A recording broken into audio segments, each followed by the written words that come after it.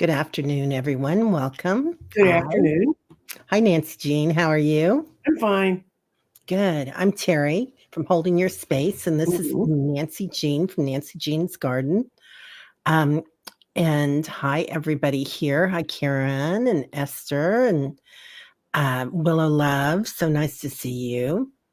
Mhm. Right? Yeah, not normally on it.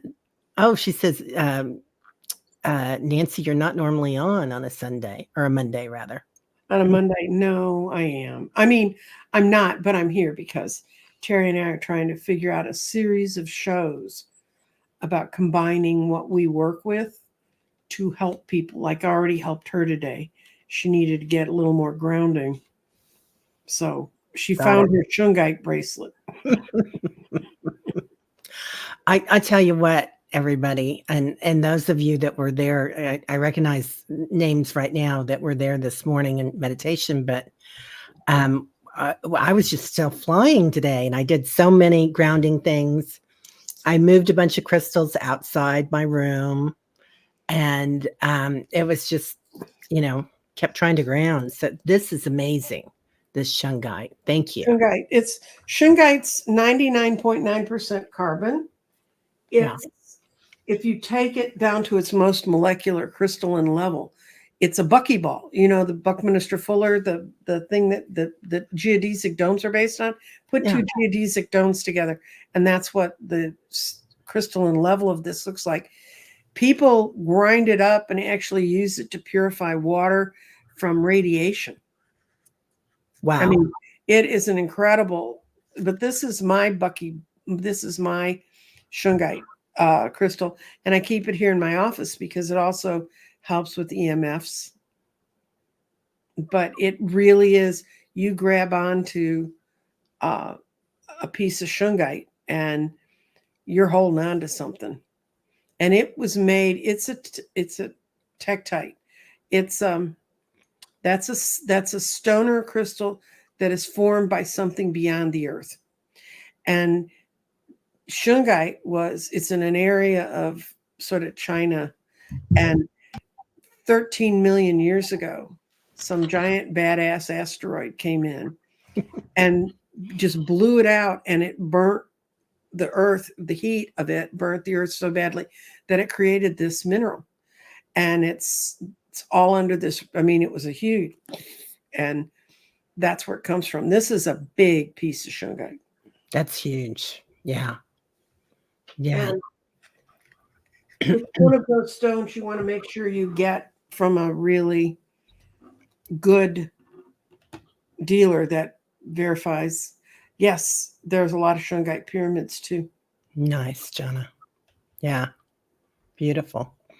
Wow. Well, I thank you because I had gotten out a bunch of crystals. What are we working with the heart today? And Mm-hmm. I'd gotten out all my rose quartz and um my pretty sapphires and Mm-hmm. whatnot. And I was like, nope, I'm gonna go back to my turquoise. And then you told me about Mm-hmm. the shungite, and that Mm-hmm. worked perfect. Yeah. Well, Yeah. there's a lot of things that have to do with tying into our heart. If you're not aware of what your heart's for, I mean, I know other than pumping blood, but um, hearts are. If you don't know much about it, go find the heart math uh, websites, and there's a lot of YouTube shows about them, but they teach heart coherence, and what coherence really means is making it harmonious and making everything kind of flow through it. And so instead of I'm going to think about a way to improve my life, you need to open your heart and let the intuition come through, and then don't let the little beanie brain say no, that never works. Isn't that the truth? Yeah, once you surrender and open your heart, it does flow through really well. Mm-hmm. But it feels like there's little things that everybody's digging out of their hearts right now, Mm-hmm. little fractals and whatnot that are coming up. But Nancy Jean can run this whole show on her own today because the stuff that you came up with from the Heart Math Institute, I channeled some stuff, but I want you to go first if you don't mind, because Oh no. I'm just so impressed with all of it. Heart. I just put in. Teri said we're going to talk about heart coherence, so I just started Googling with heart coherence, and I ran into some articles that I knew existed, and I copied them. The world. Okay, heart math really started in the 1990s, and it came out of an interesting study that a doctor did. And we had been transplanting hearts since 1967. I can remember the first one that was done. I was in high school, and I was in physiology class, and we studied what this guy had done. And before that, everybody thought your brain, the clusters of neurons were in your head. The brain is your brain, and that's how you perceive everything. And your eyes are wide open, and actually, in real fact, our eyes are wide shut when it comes to what's really going on around us. But so in the 1990s, this one doctor started seeing this weird phenomena. And these are 3 stories I'm going to read to you about. These were transplant patients and what happened to them when they got a transplanted heart. There was a gentle, soft-spoken woman who never drank alcohol, hated football. She received the heart of a biker that had been killed in an accident, and she turned into the most aggressive beer-drinking football fan her family had ever seen. And then a 47-year-old Caucasian male received a heart of a 17-year-old African-American student. The recipient was surprised by his newfound love of classical music. And then he discovered that the donor who loved classical music and played the violin had been killed in a drive-by shooting, clutching his violin case to his heart. The man could barely write, and suddenly he was writing poetry. So where was that coming from? And then this is the one where they finally said, we got to figure this out. An 8-year-old girl received the heart of a 10-year-old murdered girl in a horrifying nightmares, and it began having horrifying nightmares of a man murdering her. The dreams were so traumatic that a psychiatrist's help was sought. The girl's images were so specific that the psychiatrist and the mother notified the local police using the most detailed and horrific descriptions from the small child and the memories that was provided from her heart. The police gathered enough evidence to find the murderer, charge him, and get a conviction for rape and first-degree murder. Mm. And that's the one where people started saying, something's going on here. Yeah. And and if you go to Heart Math, they'll tell you all of how they figured it out.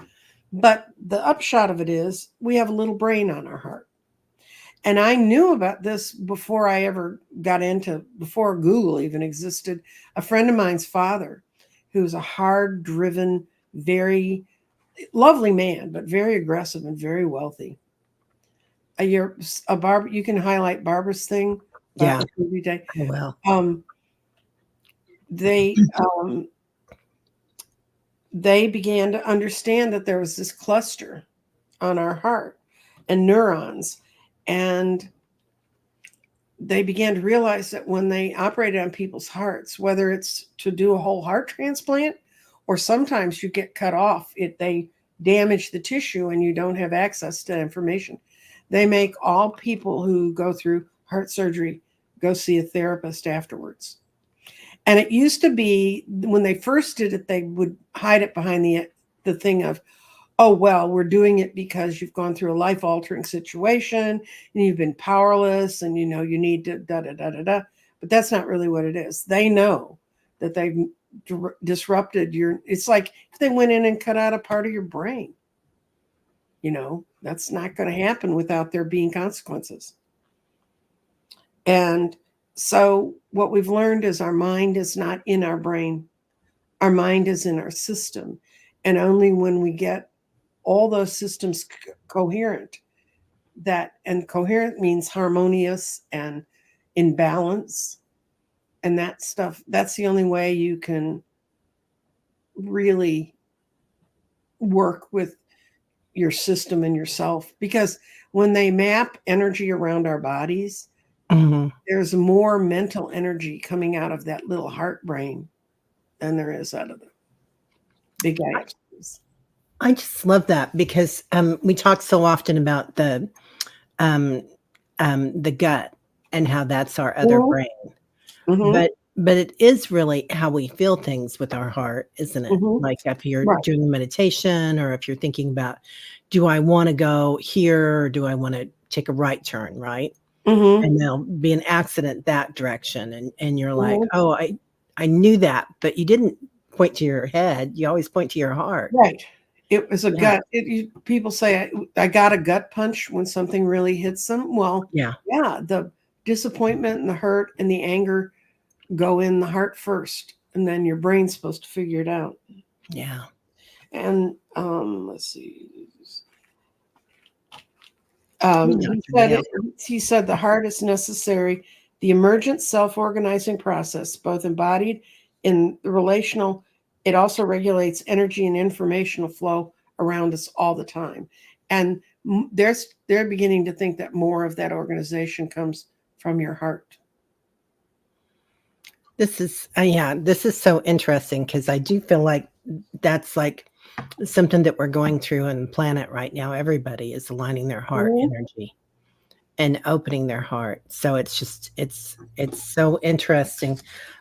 Because I always believe that, consciousness, awareness, Mhm. it's definitely all about alignment and Mhm. getting all your chakras aligned, your energy. But then I think the other component that is huge that we miss so often is the physical component. Right. And that's important. We're on the 3D still. Well, some of us are. Most of the time. Yeah, we try. Yeah, yeah. And and there's a lot of it's the fact that when you were little and you felt something was wrong, you were probably told, no, it's not. Yeah, right? Mm-hmm. Hey, Dr. Gale.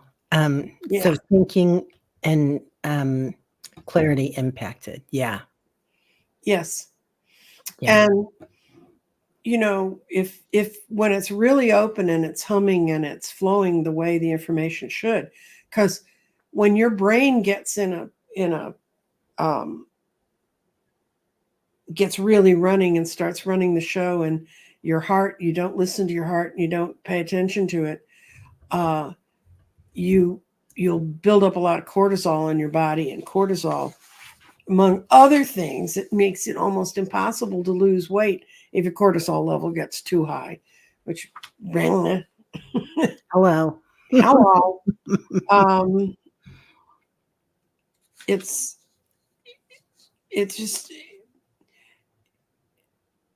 it's that, and there are other peptides that go all over your body and inform you, that come out of your heart, and they don't cause that. So if you can get your heart to start running your head instead of your head running your heart, then you will find your body is hormonally going to get calmer. And girls, we all know what hormones can do to us. Oy vey, right? Mm-hmm. Just crazy, crazy, crazy, crazy. Well, I wonder what this has to do with the vagal nerve too, because I know that's Yeah, they're looking at a lot of that stuff. yeah, because that is so effective with your heart. Because when you're working with that, your heart beats more regularly, your blood pressure goes down. I mean, it's just Mm-hmm. huge how that works. It's so interesting. Yeah. Yeah. Barbara says, trusting myself has been a healing journey. I listened to the gaslighting growing up, right? Mm-hmm. Yeah, Lynn or Barbara, that limited belief system and the constructs that we're raised with, just from society, even if you have a beautiful childhood, society brings in all these things and television and whatnot that ways we're supposed to think, ways we're supposed to look, things we're Mm-hmm. supposed to have. And it No, it's as much what you're not supposed to be. With it, Yeah. with me, it was you you you shouldn't protect yourself from all those people that you should protect yourself from. I mean, they're spreading out negative vibes, and that's not where your soul is supposed to live. I mean, COVID, it was horrible, and people died and everything else, but it's the biggest gift to me because it took me out of the world, and I didn't have to constantly be building up defensive walls to keep that energy away from me. I went in a grocery store. It was about a year ago. I went to a grocery store for the first time since the world stopped in February. Well, my world stopped in February. I know everybody else officially stopped in March of 2020. And it was so overwhelming. I almost felt like when you see a scene in a movie where someone's panicking and there's a fisheye lens, that's almost what it felt like. Wow, Karen. Okay, so the vagus nerve actually wraps around the aorta as it travels through the body. Mm-hmm. Well, thank you, Karen, because that makes so much sense because I know it has so much to do with it. Wow. Okay. Love that. Love that. Yeah, it is weird, isn't it, when we can go back out and seeing people hug people, and you're like, because I remember watching movies when we were sequestered, and Mm-hmm. and it was like you'd see people kissing each other and stuff like that, and hugging, going to dinners and saying, "Oh, hello, hello, hello," and you're like, well, that's got to change. They can't do that anymore, Mm-hmm. but now we can. It's nice. Yeah. Yeah, well, you can. And I remember the other one I remember is we have a really incredible hardware store that also has a post office in it. And I would stop there because the other post office was always so crowded with people. So if Yeah. I really had to mail something, and I mailed a lot of stuff, I would go to Elliot's and mail from there. And I was waiting for the lady to figure out postage for something for me. And this young woman was standing near me, and she was all confused, and she was a designer, and she was trying to figure something small enough that she could get little test boards for color to do a bigger swatch than just the little things they give you. And I said, "Oh, hon, I used to run a business where I did faux finishes, and I would come into Elliott's and go back to sheetrock and ask them to cut you 1x1 or 2x2s, depending on what you want. And they'll do it for you here. You don't have to worry about sawing it or anything. They'll just cut it up and they'll just charge you for the sheetrock." And she said, "Really?" And I said, "Yeah." So she went back there and found out, and they were cutting her up a bunch of sample boards. She needed about 30. And she decided, she told me she decided 2x2. And we were just, we're standing that sort of required 5 feet. And she reached over and she said, "I have to hug you." She said, "I have been troubling after this for weeks." She hugged me, and I realized that's the first time a person had hugged me. Oh. And I thought, that was so weird, So, yeah, and old oil painters going into the post office now. Okay, this is the part you liked, Teri, when I was going through some of the documents I dug up. When your systems functioning together in harmony, you'll see a great improvement in the overall you. You'll be less sick, have more energy, and accomplish your daily tasks. Because when your heart and your heart's in coherence, when your body's in coherence with your heart, instead of saying, "This is going to tell me what I need to do," it reduces stress and anxiety. That's a reduction of the cortisol. It boosts your immune system. It releases the anti-aging hormone DHEA. It enhances the functioning of your nervous and your digestive system. It improves the quality of your sleep, and it just boosts your energy level. When you achieve this state, these will be the three things you will notice immediately: enhancement of focus and concentration, improvement in learning, and improvement in problem solving. Those will become three things you begin to do again. And I can remember times in my life when I couldn't do those things either. And if you develop intelligence about the intelligence that's in your heart, and you you allow it to open up. When they do energy scans around our body, we have a much bigger ring parallel near our heart than we do in our head. And if you, I guess the term should be heart-based living instead of brain-based living. And there is the problem of the second you start opening up your heart, you find out there's a whole lot of gooky pain in there.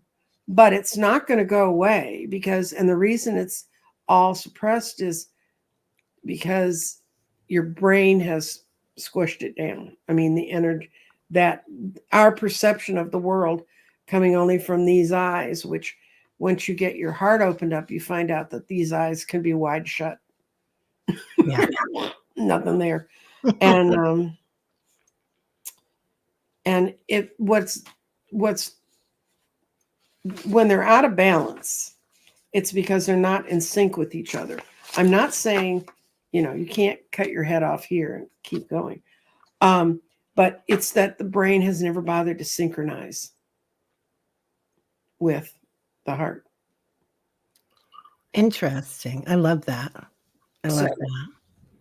So you were going to channel some stuff? I mean, unless Yeah. people have questions. Yeah. Let me talk about it. And Willow is saying that she's been having a hard time sleeping because of all the energy coming in. So Willow, honey, I hope, 48 hours with no sleep between restless eggs, pins and needles all over the body, and just plain tired. So I think a lot of us are going through that right now, Willow love. Mm-hmm. But that's a lot. So please, if you need to, go see your doctor. But there is a lot coming in. There's a lot of energy coming in, and I feel like a lot of us are starting to, like, you feel like you've done this work, you've been on this path, and then all of a sudden something will come up. It all blows up on you. It's not going where you thought you were going. Right? And you think, and then we get into the throat chakra and we start thinking, we start judging ourselves like, oh, I'm not on the path I thought I was, or I'm not as, as spiritual as I thought I was, or something, instead of thinking, wow, reacting with curiosity and thinking, this is very interesting. What's going to happen here? And how can we go forward here? Or what does that mean to my story? I had something like this happen this week, and I had some friends over, and it was like some things that happened years ago that really hurt my feelings. And it was like, and then I realized that they had never heard me, that they just didn't listen. And I'm like, wow, I changed that they weren't cognitively thinking, I'm not going to listen to her, she doesn't matter. And instead, it's just the way that their brain's working. Yeah, I can let it all go. I used to write plays when I was in high school and college. And one of the things I learned in writing plays is the plot's not always about you. Yeah. And how do those characters deal with it? And those used to always be my most lost little characters, was the ones that thought the plot was about, they thought they were the lead. And they didn't understand that the other characters had their parts to play. Yeah. Yeah. Right? Okay, so Willow loves saying the same thing. Yeah. Your past is resurfacing like crazy, and you're thinking, I've already worked through this. Exactly. So, yeah, Maria, new layers coming in, definitely. Okay. And I'll go ahead. Look at it this way. I didn't even know about heart math coherence. I didn't know any of this stuff. I did know enough about chakras and things to kind of have some functioning knowledge of them. And I started going through my chakras, and I began to realize that my heart was blocked.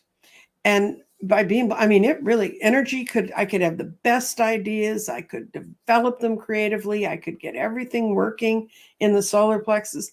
And then that energy would hit my heart and it just stopped. It just went nowhere. Or I could filter some of the best impressions and the best intuitions through the top of my head, and I could see them clearly with my third eye, and I could talk to people all day about them, but then they'd hit my heart and they'd go nowhere. And when I started tearing that apart, I realized that, guys, you don't see it because when I walked up, well, I'd started losing weight before the world stopped, but I was looking at things and I decided that I weighed over 320 pounds. And I'm no light little thing now, but man, you wouldn't have believed it. And I realized I had built a fort fat around me to stop other people's energy from coming in, and that it was actually by screwing around with my heart. So I concentrated on tearing down the fort fat, and a lot of pain and anger and not being heard, lots of situations like that all came pouring out of it. And just as I got to the point, now I was still 320 pounds, but when I was beginning to cope with all that, I began to realize that I had to figure out something about eating. And I tried a couple different things and they were yo-yo things. So, and that's even more frustrating.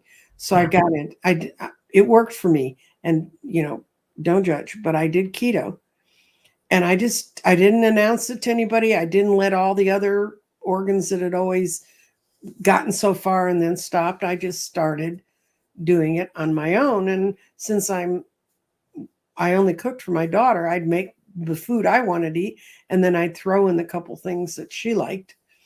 And when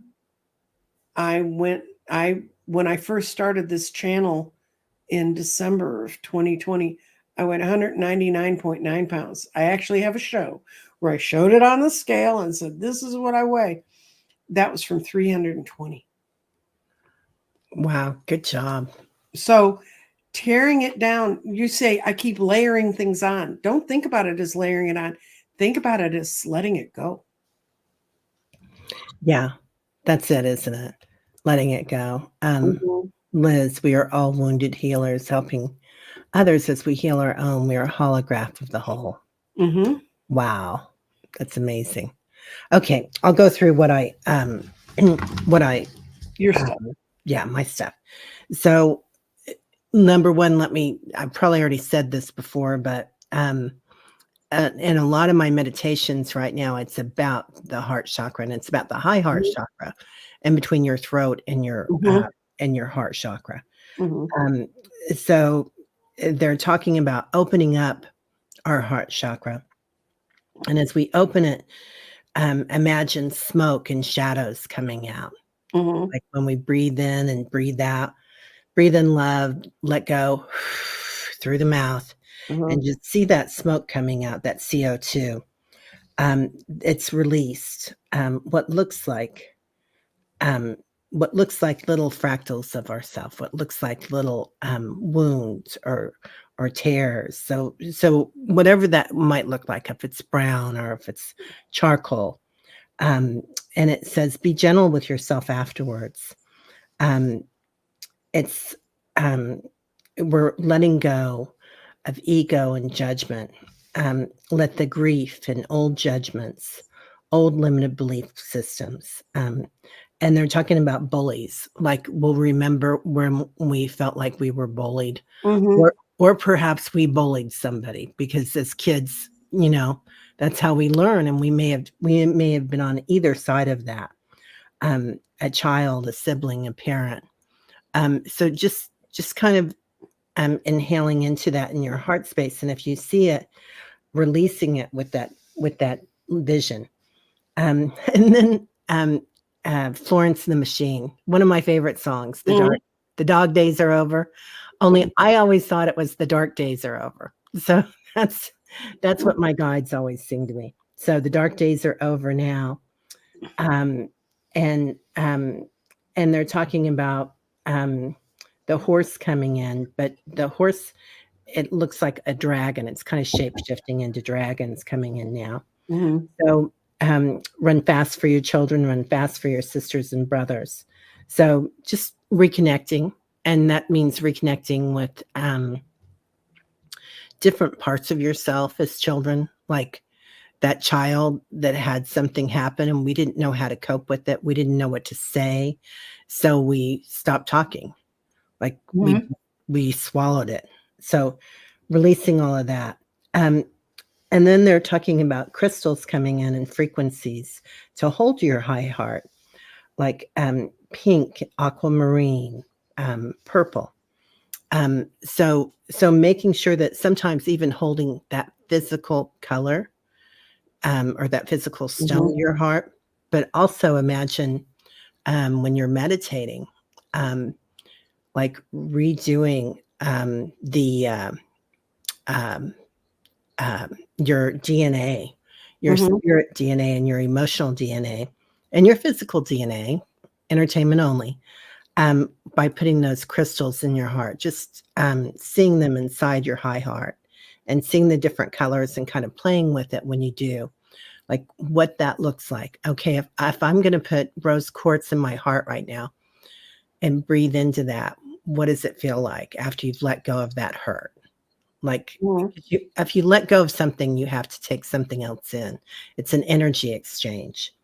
So watching it when it comes in and what it feels like. And then asking your soul questions. Who am I? Like, who am I when I'm that hurt child? Who am I when I have that rose quartz and I'm filled with love? And then also, they talk after that about I am that. So I am that is like a new important soul thing to say somehow, but they keep talking about I am that, like as in I am everything. I am light. So they're talking about the 90-20 thing where when we have toxic relationships or bad news that comes in, a lot of times that's 90% of what we remember. We don't remember the 10% that's good. A lot of people, and that's kind of like what we were talking about with limited belief systems. So switching that so that what we remember and the energy that we take in and the energy that we feel, I am that I am, Barbara. I love that.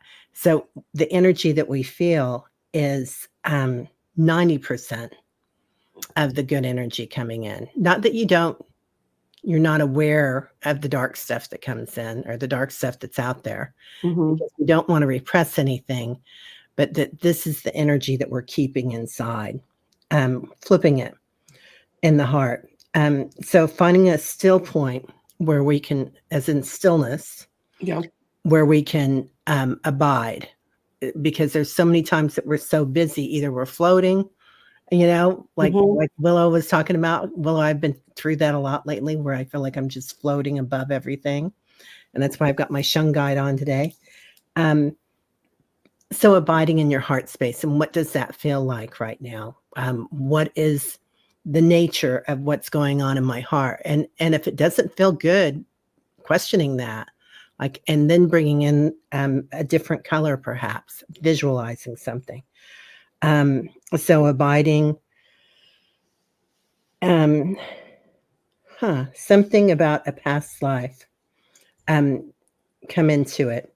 So breathe and crystals remind us. So that's it. Well, I'm going to be doing a show on Thursday, and right now it's just me. I'm not sure if others are showing up or not, but it's going to be past lives. We're looking at past lives, and on this planet, if Dr. Gale comes, we can do him off the planet. But I have nothing to do with that. But I do this periodically. I go exploring in my YouTube, the part of the channel that only I can see. And I once again found a whole cache of comments. And I stopped thanking people for bothering to comment to me when I got into 11 months ago. I mean, and I'd already done this twice, but these are, and I'm like, where'd this all come from? YouTube and I don't get along. it's nice to get in your homes, but it's not the way. And one of the things is, one of the reasons I was really hesitant at first about working with past lives was I was really afraid people are going to use that as an excuse for now. Oh, well, I was such a wretched person in the 1600s. Who could possibly love me now? And I'm like, no, it's not why it's there. It's there to enlighten you. It's there to let you feel. I mean, one of the most incredible past lives I ever did, I did this woman who had been so stellar in the life before this one that they sent her back in to teach other people how to be stellar in this life. And she accepted that. Other people are, no, tell me when I was a miserable wretch. Well, you may have been, but that was then and this is now. And you do not have to be chained by past lives. And I think that's one of the things that in the enlightening times we're going through now in assessing our whole being from day one is it's a chance to marry those two things and get rid of what doesn't work, and or take it as a warning. I have a close friend her past life was, she was in Georgian England. She was literally sold to an old man and she was living out in this incredible Georgian mansion like you see and all fixed up. And she, in remembering it, how she felt in that past life, she hated it. She hated everything about it. And she ended up dying, giving birth to his son. The baby didn't make it either. And when the reason I know about this is because she said, you were in that life. And I said, was either the wretched old man or who? And she said, no, when I was dying and they knew I was dying and they just left me to die. And they'd left the dead baby in the room too. She said, the only person in the room with me was my servant. And the person who was doing the past life with her said, you know this person. And she said, it's Nancy. She could see the part of me that she and the weird thing is, this woman and I in this life ended up into my least favorite term, geriatric pregnancies. And we ended up in the high risk ward, and we ended up rooming together in the same room for 6 weeks before her daughter was born. And then she had to obviously go home with the baby. And then I stayed on a little bit longer, and I had a perfectly healthy baby, and so did she. So apparently this is what we needed. We needed to be hospitalized in this century to make it through. But so you'll recognize a lot of people that you deal with now. And she has been, when I met her, it was when you meet someone and you just can't figure out why you can't lose this person no matter what you do. And I mean, not that you want to lose them, but it's just like other people would have fallen to the wayside a long time ago. She never did. And we now know why. Because and she's had other past life regressions that I wasn't in. Wow. Yeah. Yeah. There are so many, let's see what Willow's saying here. Future memory. Yeah. That's other people fascinated by past lives that you were involved with a research group for 10 years. Now I'm more interested in future memory. That's true. Because, unless you're learning stuff from it, just, and the other thing is, if all time really happens at once, we're getting quantum here, guys. If all time happens at once, then theoretically we should be able to do future lives, where we're headed. Definitely. Yeah, I mean, because it's there. Yeah. There's that's interesting. So I did do a future life regression recently, and that's where they showed me the high heart. Okay. And and I was in a dimension, and that's what we did. We were working with energy of the universe Mm-hmm. and helping to change frequencies and putting in different stones and working with that. Um, so it was really interesting, but it's kind of like I agree with you, like looking at it out of curiosity, like I was this or I was that, or looking at people and saying, well, karma's going to get them, you know, if they learn their lesson. It's all about learning the lesson, isn't it? So obviously, karma is going to get them Yeah. if they're going to learn the lesson. Yeah. But it's not really punishment. It's not punishment based. Like Mm-hmm. it's totally learning based, I feel like.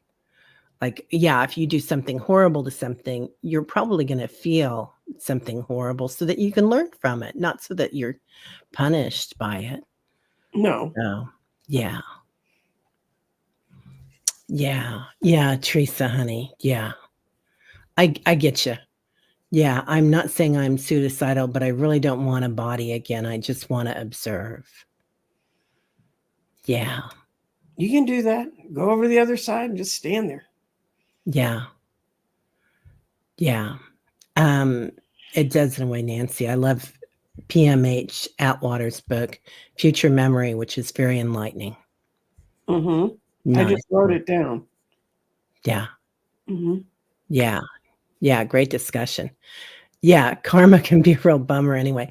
And here's another thing too, is that sometimes when we come into this planet and we have a lot of trauma in our lives and go through a lot, it's not necessarily our past karma that we're burning up, but we're burning up the karma of the planet Mm-hmm. right now, like clearing the frequency for everybody on the planet.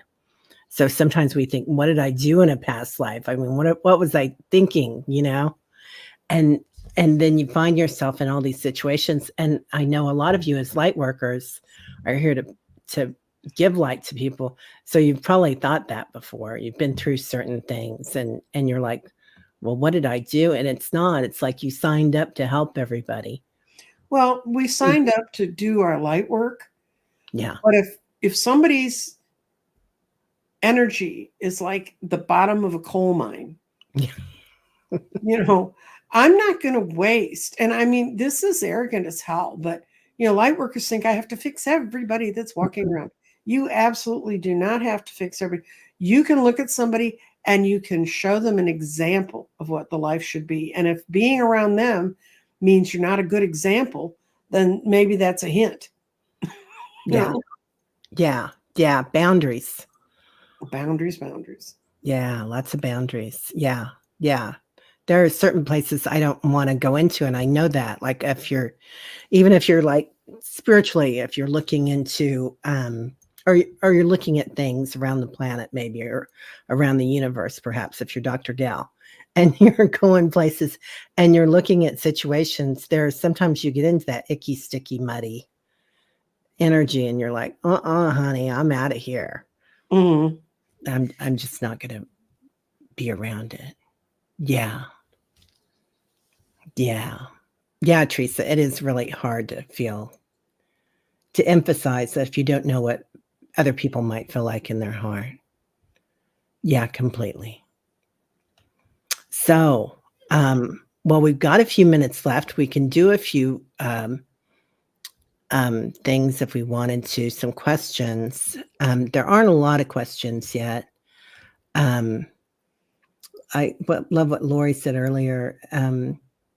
Is this the time for our brain and heart to meet the high heart, absorbing in with our new chakras also? This is making so much sense. My heart broke when I was 6. Oh, wow, honey. I think so. I feel like this is a good time for it. What do you think, Nancy Jean?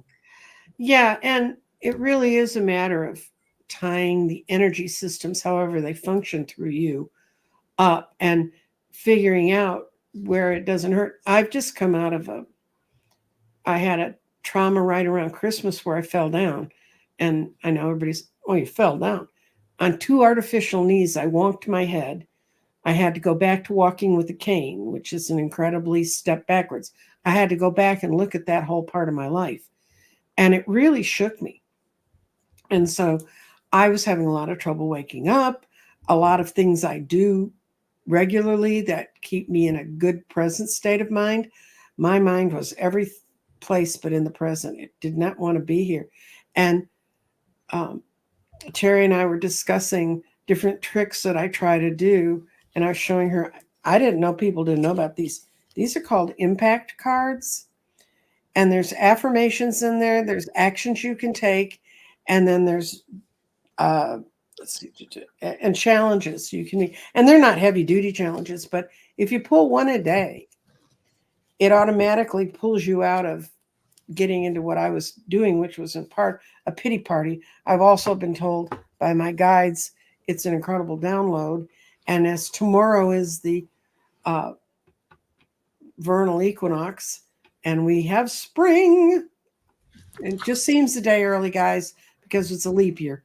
That's my show tomorrow. It's going to be all about what crystals you want to grab on to help you do your spring cleaning. Oh, I love that. And so, but, and it doesn't all happen at once. And you say, well, I'm just not going to ever do that again.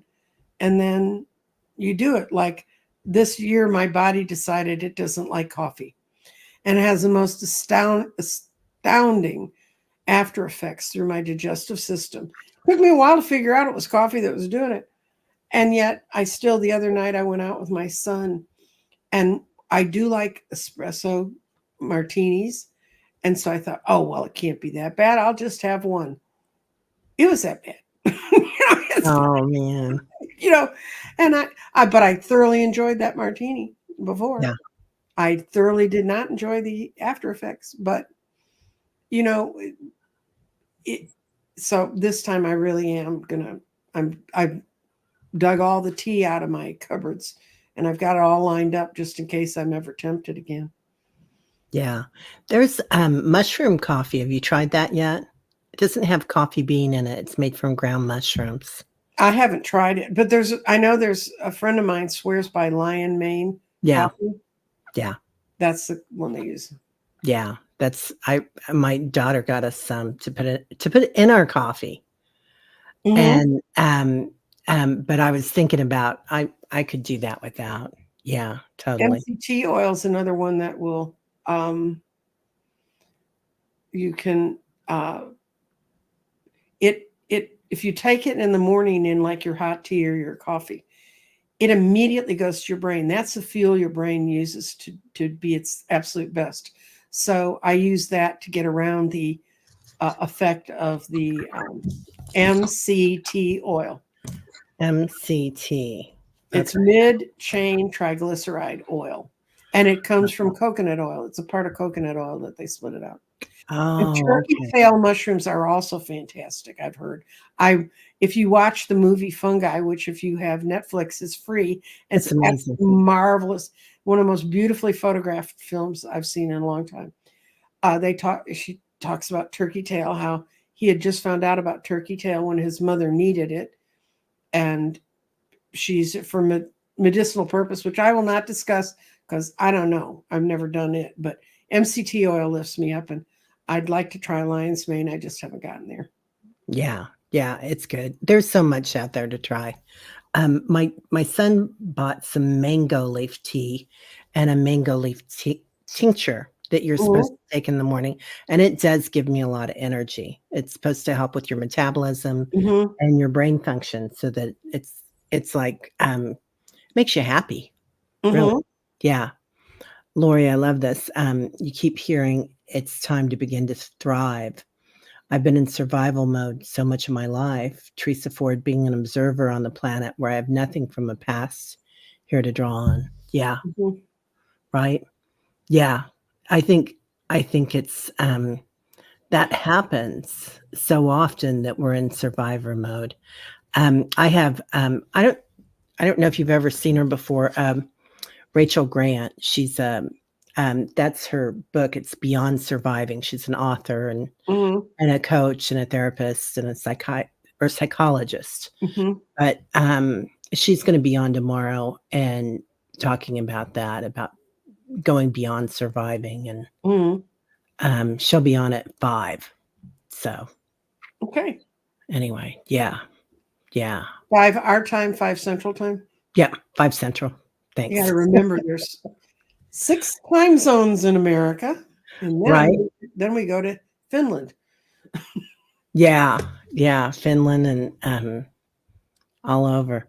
Yeah, I haven't. I bought some stuff some spores to try to grow mushrooms, Mhm. and then they arrived, and that was the easy part, getting them in my mailbox. But then there's a lot to do, Willow, to grow them.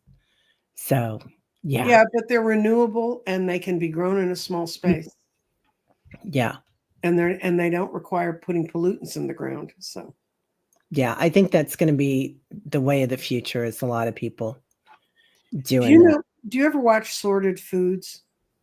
Mm-mm. Oh, go watch it. It's a British channel, and they've been on for a long time. They have people on the show they call normals, who are just people with food, and then they have chefs that teach them how to. But their whole thing is sustainability and how to get food that's sustainable. And the show they did yesterday was things you can add in to what you normally eat. Like they made a bolognese sauce, and it had all the things you expect in your bolognese sauce, but they also put lentils in, which added a meat type texture. But lentils are renewable, whereas, and the whole show is about the World Wildlife Group is having a whole push to get people to broaden what they cook with, because they talk about it in the show. We only really eat for meat 5 different animals, and and the number of plants we really eat that we have for grains, there's like 10, and then but there's thousands that there could be, and they just grow much more naturally because these others have all been engineered, and it's such a stress on the planet. But anyway, it's called Sorted Foods. I happen to like it. Of course, I was married to a Brit, so I have no trouble understanding them. I don't think, but I think their British English is so good, and they're really, really funny guys. But they talk about a lot of things about sustainability, and one of the things they said that during uh, during the pandemic, when everybody was in lockdown, that food waste just plummeted in Britain, and that now that people can get to the stores and they don't know what to do with certain things, that food waste is going back up. And it's one of the things they talk about is how to use bananas in all their stages, including when they get black and oogie looking. Yeah, we've got my brother lives in Nottingham, and I go there at least Mm-hmm. every other year and Mm-hmm. stay for a month. And it's so nice because their shops are like, they don't have the big American sizes of, it's Mm-hmm. it's a small portion of asparagus or a smaller portion of Mm-hmm. salmon that you buy, and you mix it all together, and Yeah. you get used to that, and it's just it is really nice. And plus they're a small nation, and everything comes from the coast, a lot of it, and or else from Europe, not so much anymore, but it doesn't take so long. It's not driving across a big nation like the United States or Canada. Oh, it's not at all. We Yeah, would, when I was there with my husband, who was British, but he'd lived in London, and he never drove a car in England yeah. because he never had a car till he came to the United States.